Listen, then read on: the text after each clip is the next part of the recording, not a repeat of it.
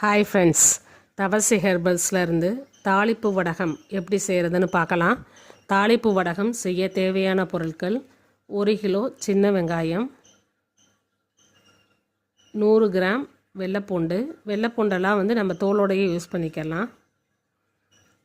First சின்ன வெங்காயத்தையும் வெள்ளைப்பூண்டையும் மிக்சியில் 1-2 சுற்றி எடுத்துக்கலாம்.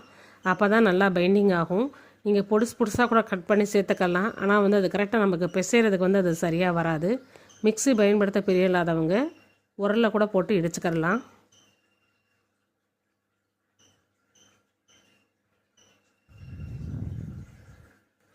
ஒரு கைப்பிடி கருவேப்பிலை நல்லா கழுவி காய வச்சுருக்கேன், அதை சேர்த்துக்கலாம். தண்ணி போனதுக்கப்புறம் போட்டுக்கோங்க. 1 டேபிள் ஸ்பூன் மஞ்சள்,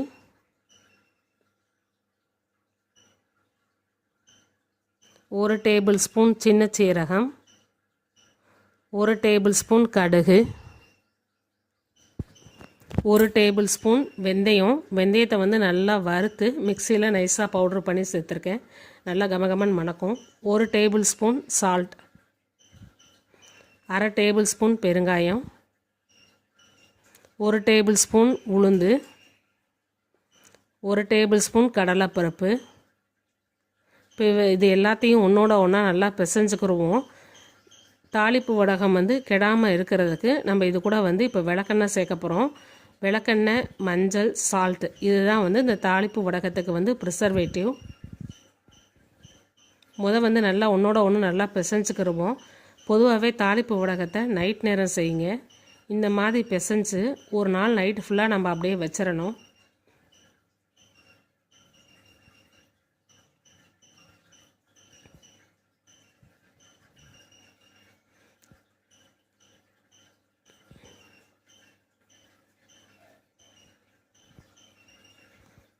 இப்போ இது கூட நம்ம 1 டேபிள் ஸ்பூன் அளவு விளக்கெண்ணெய், சுத்தமான விளக்கெண்ணெயை பார்த்து வாங்கிக்கோங்க, அதை சேர்த்துக்கலாம். 1 டேபிள் ஸ்பூன் விளக்கெண்ணெய் சேர்த்துருக்கேன்.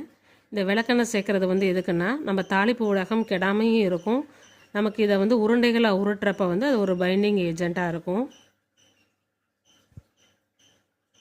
நல்லா மிக்ஸ் பண்ணி நைட் ஃபுல்லாக அப்படியே மூடி வச்சுருங்க.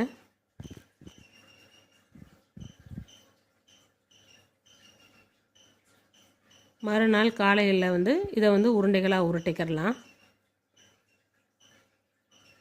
நைட்டே செஞ்சு வச்சிட்டிங்கன்னா காலையில் வெயிலுக்கு முன்னாடி நம்ம உருட்டி அடுத்து வெயிலில் வைக்கிறதுக்கு கரெக்டாக இருக்கும். நல்லா எல்லாத்தையும் ஒன்றோட ஒன்றா மிக்ஸ் பண்ணிக்கோங்க. ஏன்னா வெங்காயத்துலேயும் வெள்ளைப்பூண்டுலேயும் கொஞ்சம் நல்லா தண்ணி விட்டுருக்கும். நீங்கள் இப்படி நாளே செஞ்சு வச்சிங்கன்னா அதில் கரெக்டாக நம்ம போட்டிருக்க அந்த உப்பு, மஞ்சள் எல்லாம் ஒன்றோட ஒன்று மிக்ஸ் ஆகிருக்கும். நமக்கு நல்லா டேஸ்டியாகவும் இருக்கும்.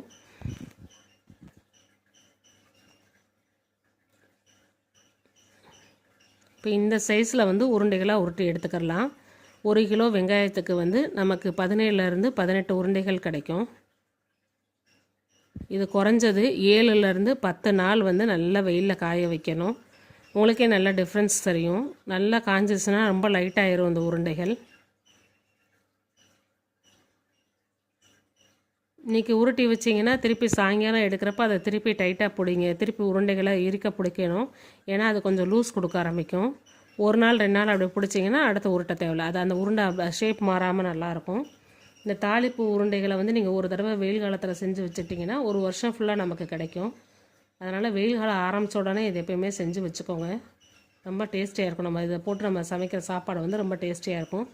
சாம்பாரில் பயன்படுத்திக்கலாம், புளிக்குழம்புல பயன்படுத்திக்கலாம், வத்த குழம்புலாம் இதை போட்டு வச்சிங்கன்னா ரொம்ப ஜம்முன்னு இருக்கும்.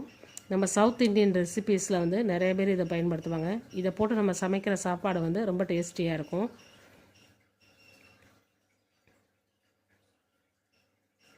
குறைஞ்சது ஒரு 7லேருந்து 10 நாள் நல்ல வெயிலில் காய வச்சு எடுத்து வச்சுக்கோங்க. அவ்வளோதான், நம்ம தாளிப்பு வடகம் தயார். ஃப்ரெண்ட்ஸ், இந்த தகவல் உங்களுக்கு பயனுள்ளதாக இருந்துச்சுன்னு நினச்சிங்கன்னா எங்கள் சேனலை லைக் பண்ணுங்கள், ஷேர் பண்ணுங்கள், சப்ஸ்கிரைப் பண்ணுங்கள்.